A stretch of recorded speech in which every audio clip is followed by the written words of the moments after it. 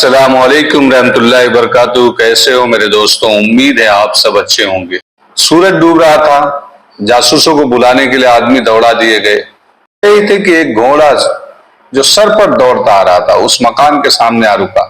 सवार उतरकर अंदर आया तो सब एहतराम के लिए उठे। ये इमाम थे और ये वही इमाम थे जिन्होंने उम्र दरवेश के खिलाफ आवाज उठाई थी। लोग उन्हें धक्के देते चले गए। नामालूम आदमियों ने कातिलाना हमला किया था। इमाम वहीं से वापस आ गए थे।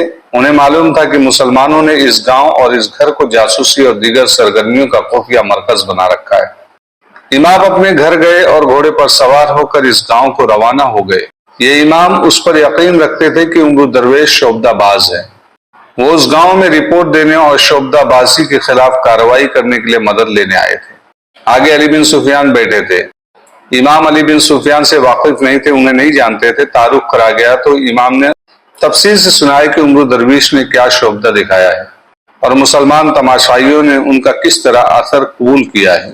इमाम ने कहा, अगर हमने ये सिलसिला न रोका तो मुसलमान अपने अकीदों से मुनहरफ हो जाएंगे। ये शख्स जो अपना नाम उम्र दरवेश बताता है आज रात अगले गांव को जा रहा है और वही शोबदा दिखाएगा। उन्होंने थोड़ी देर इस मसले पर गौर किया। तरीका यह सोचा गया कि उम्र दरवेश को कत्ल कर दिया जाए। अली बिन सुफियान ने इस बात से इत्तेफाक न किया। उन्होंने इस किस्म का इजहार किया कि उसे यकीन है कि उम्र दरवेश को कत्ल किए बगैर राह रास्त पर लाया जा सकेगा और उसी की जुबान से कहलवा लिया जाएगा कि उसने जो मौजज़ा दिखाए हैं वो शोबदाबाजी थी। कत्ल के खिलाफ दलाइल देते हुए उन्होंने कहा कि इस तरह लोग उसे और ज्यादा बरहक मानने लगेंगे। अली बिन सुफियान के साथ ताजिरों के भेष में जो 3 आदमी आए थे वो मिस्री फौज के गैर मामूली तौर पर ज़हीन, अपने फन के माहिर और तजुर्बेकार लड़ाके जासूस थे।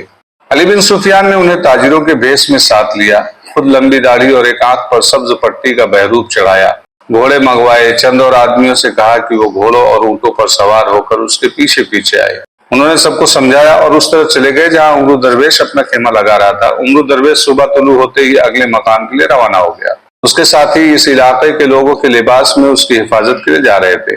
उसकी तशहीर दूर दूर तक हो गई थी। उसका नाम जो है वो हर जगह फैल गया था। जैसे आज के दौर में पब्लिसिटी करते हैं, माउथ पब्लिसिटी जिसे कहते हैं, वैसे उस दौर में उनकी पब्लिसिटी कर दी गई और लोग वहां पर जमा होना शुरू हो गए जहां पर वो जाकर के रुका। जिन लोगों ने एक रोज पहले उम्र दरवेश को देखा था वो भी दूर का फासला तय करके आ गए। उम्र दरवेश दोनों मशालों के दरमियान छोटे से कालीन पर बैठ गया। आशी अपने उसे भड़कीले लिबास और तिरिस्माती बनाव सिंगार से आरास्ता थी। उम्र दरवेश के सामने कपड़ा लिपटा पड़ा था। उसने वही अदाकारी शुरू कर दी जो वो पहले कर चुका था। तो वही लोग जो सवाल पूछते थे वही सवाल किया गया, पूछा गया। अली बिन सुफियान अपनी पार्टी के साथ पहुंच चुके थे और उन्होंने उम्र दरवेश को पहचान लिया। अच्छी तरह मालूम था कि यह शख्स मिस्री फौज के एक दस्ते का कमांडर है। अली बिन सुफियान को बताया भी गया था कि उम्र दरवेश पानी को आग लगाता है।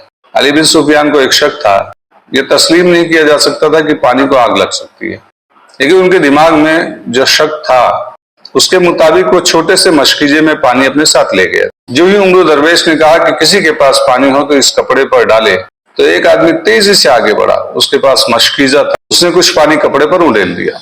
अली बिन सुफियान आगे बढ़ा और मशाल जमीन से उखाड़कर लोगों से कहा, तुम में से कोई आदमी आगे आए। एक आदमी जो अली बिन सुफियान के साथ आया था आगे गया। अली बिन सुफियान ने मशाल उसके हाथ में देकर कहा, इस कपड़े पर शोला रखो, आग रख दो। वो आदमी हिचकिचाया। अली बिन सुफियान ने लोगों से कहा, तुम में से कोई भी आदमी इस पानी को आग लगा सकता है। उस आदमी ने मशाल का शोला कपड़े के करीब किया तो कपड़े से शोला भड़क उठा। एक आदमी जो उम्र दरवेश का साथी था बोला, तुम कोई शोबदाबाज हो, पीछे हटो वरना तुम पर खुदा की इस बरगजीदा शख्सियत का कहर नाजिल होगा। उम्र दरवेश खामोशी से और हैरत से अली बिन सुफियान को देख रहा था। अली बिन सुफियान ने अपना कमरबंद खोलकर उम्र दरवेश के आगे रख दिया और उस पर पानी उड़ेल कर कहा, अगर तुम खुदा के भेजे हुए एलची हो तो इस कपड़े को आग लगाओ। उसने मशाल उम्र दरवेश के आगे कर दी, मगर उम्र दरवेश उसके मुंह की तरफ देखता रहा। लोगों ने आपस में खुसुर फुसुर शुरू कर दी। अली बिन सुफियान के साथ आए हुए आदमियों ने उम्र दरवेश के खिलाफ बोलना शुरू कर दिया। इमाम की आवाज सबसे ज्यादा बुलंद थी। उम्र दरवेश के आदमियों ने उसकी हिमायत में बोलना शुरू कर दिया। दोनों तरफ से बोलने वाले जासूस थे। ये भी जंग थी, हक और बातिल मार्का आ रहा थे। अली बिन सुफियान ने लोगों को उधर उलझा हुआ देखा तो उम्र दरवेश के सामने बैठ गया। उन्होंने धीमी आवाज में कहा, उम्र दरवेश, ईमान की कितनी कीमत मिली है? उम्र दरवेश ने पूछा, तुम कौन हो? अली बिन सुफियान ने कहा, बहुत दूर से आया हूं, तुम्हारी शोहरत सरहद पार सुनी थी और तुम्हें देखने आया हूं। उमर दरवेश ने बेचैनी से इधर उधर देखा और पूछा, मैं तुम पर कैसे यकीन कर लूं, किस तरह एतबार कर लूं?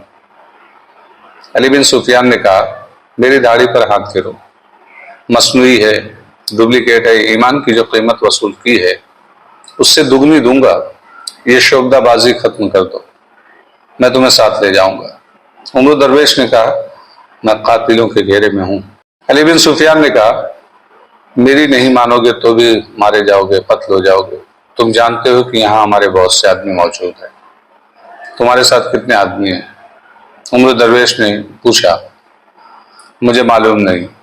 उमर दरवेश ने कहा, तुम्हारा नाम क्या है? अली बिन सुफियान ने कहा, बता नहीं सकता, मैं जो पूछता हूं वो बताओ, टूर का जलवा क्या है? साफ बता दो, तुम्हारी हिफाजत की जिम्मेदारी मैं लेता हूं।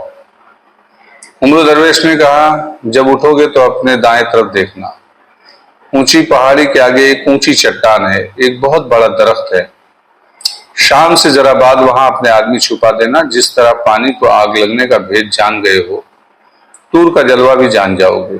मुझे मौका दो कि यह तमाशा दिखाऊं। तुम वहां से शोला न उठने देना और मेरी हिफाजत का फर्ज तुम पर होगा। मेरी शोबदाबाजी में होगी, यहां से निकल जाओ। मुझे इसहाक को कैद खाने से निकालना है और उसे वहां से छुड़ाना है। उठो और ऐलान करो कि रात को टूर का जलवा दिखाऊंगा। अली बिन सुफियान की जगह कोई और आदमी होता तो वो उमर दरवेश की अधूरी सी बात न समझ सकता। अली बिन सुफियान एक जासूस था, वो सारी बात समझ गया। अली बिन सुफियान उठकर चला गया। उसने कहा कि जाओ सब कोई, रात को हजरत आपको टूर का जलवा दिखाएंगे। उमर दरवेश के आदमी उसके पास जा बैठे और पूछा कि उस आदमी के साथ क्या बात हुई है। उमर दरवेश ने जवाब दिया, मैंने उसे कायल कर लिया है, मैंने उसे मना लिया है कि जो दिखा रहा हूं वो सही है। एक आदमी ने कहा, लेकिन ये है कौन? उसे जरूर पता चल गया है कि कपड़े में आतिशगीर सियाल है जो जल उठता है। उमर दरवेश ने मुस्कुरा कर कहा, तुम क्यों फिक्र करते हो, मैं आज रात उसके शक दफा कर दूंगा। अगर ये रात को आए तो उसे हम कत्ल कर देंगे। दूसरे आदमी ने कहा, भी नहीं। उमर दरवेश ने कहा, कहीं ऐसा ना हो कि बना बनाया खेल बिगड़ जाए। अगर ये रात को मेरे पास आया तो मैं उस खेमे में बिठा लूंगा, अगर ये रात को मेरे पास आया तो मैं उसे खेमे में बिठा लूंगा, तुम उसे बांधकर उठा ले जाना। तीसरे आदमी ने कहा, हम उसका पीछा करते हैं, उसे नजर में रखना जरूरी है। दो आदमी उठे और उन लोगों से जा मिले जो वापस जा रहे थे। उन दोनों ने अली बिन सुफियान को ढूंढा, मगर वो वहीं कहीं पे नजर नहीं आया। ये इधर उधर देखते रहे, लेकिन अली बिन सुफियान घोड़े पर सवार हुए और वहां से निकल गए। उमर दरवेश खेमे में आशी के साथ अकेला रह गया तो आशी ने उससे पूछा, ये आदमी कौन था? उसने तुम्हारे साथ इस तरह बातें की थी जैसे वो तुमसे और तुम्हारे बहरूप से वाकिफ है। उमर दरवेश ने कहा, सुनो आशी, आज रात कुछ होने वाला है, मैं बता नहीं सकता कि क्या होगा।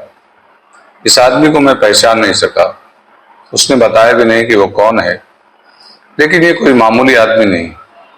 मुझे उम्मीद नहीं कि आज रात हम फरार हो सकें और ये तवक्का भी है कि मैं कत्ल हो जाऊंगा। आज रात तुम्हें साबित करना होगा कि तुम्हारी रगों में मुसलमान बाप का खून है। अगर तुमने धोखा देने की कोशिश की तो तुम मेरे हाथों कत्ल होगे। अगर तुम मुझे कुछ और भी बता दो कि क्या होगा और मुझे क्या करना है तो शायद मैं ज्यादा अच्छे तरीके से तुम्हारी मदद कर सकूंगी। आशी ने कहा, मैं तुम्हारी खातिर कत्ल होने के लिए तैयार हूं, लेकिन इससे तुम्हारा मकसद पूरा ना हुआ तो मेरी जान जाएगा जाएगी। उमर दरवेश ने कहा, तुम्हें यह करना है कि अपने आदमियों की बातों में ना आना, कोशिश करना कि उनका इरादा क़िब्ल अज़ वक्त मालूम कर लो और मुझे खबरदार कर दो। मैं बता नहीं सकता कि आज रात क्या होगा, तुम तैयार रहना। आशी ने कहा, तुम कई बार कह चुके हो कि तुम्हें मुझ पर एतबार नहीं, लेकिन मैंने तुम्हें एक बार भी नहीं कहा कि मुझे तुम पर एतबार नहीं। अगर तुम यहां से आजाद हो गए तो क्या तुम मुझे भी अपने साथ ले जाओगे? तुम वापिस जाना पसंद नहीं करोगे? नहीं, आशी ने रंजीदा मगर पुरअज़्म लहजे में कहा, मर जाना पसंद करूंगी। उमर दरवेश ने कहा, तुम शहजादी हो आशी, मैंने ये तो सोचा ही नहीं था कि तुम मेरे साथ चलोगी। तो तुम्हारा मुस्तकबिल क्या होगा? तुम इन जंगलों में रहना यकीनन पसंद नहीं करोगी। मैं तुम्हें काहिरा ले जाऊंगा, वहां तुम्हारे मुतालिक सोचने के लिए बड़ा अच्छा दिमाग मौजूद है। आशी ने कहा, तुम मुझे अपने साथ नहीं रखोगे?